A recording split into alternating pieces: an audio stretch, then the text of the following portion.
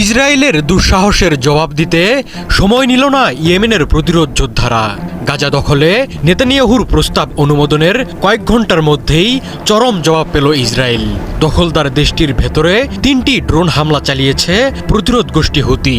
ইসরায়েলের প্রধান বিমানবন্দর বেন গুরিয়ন সহ 3টি গুরুত্বপূর্ণ স্থাপনায় ড্রোন হামলার কথা জানিয়েছে হুতি যোদ্ধারা। ড্রোনগুলো সফলভাবে আঘাত হানারও দাবি করেছে তারা। শুক্রবার প্রতিরোধ যোদ্ধাদের মুখপাত্র এক বিবৃতিতে জানান, তারা 3টি ড্রোন ব্যবহার করে ইসরায়েলে 3টি বিশেষ সামরিক অভিযান চালিয়েছেন।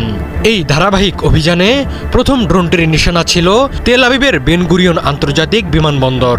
বাকি 2টি ড্রোন বীরশেবা ও আশকেলনের গুরুত্বপূর্ণ স্থাপনায় আঘাত হানে। মুখপাত্র দাবি করেন, 3টি হামলাই সফলভাবে লক্ষ্যবস্তুতে আঘাত এনেছে।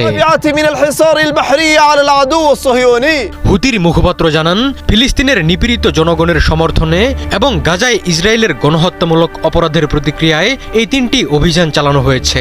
জাহাজ চলাচল কোম্পানিগুলোকে হুঁশিয়ারি দিয়ে তিনি বলেন, ইসরায়েলি বন্দরগুলোর সঙ্গে যেকোনো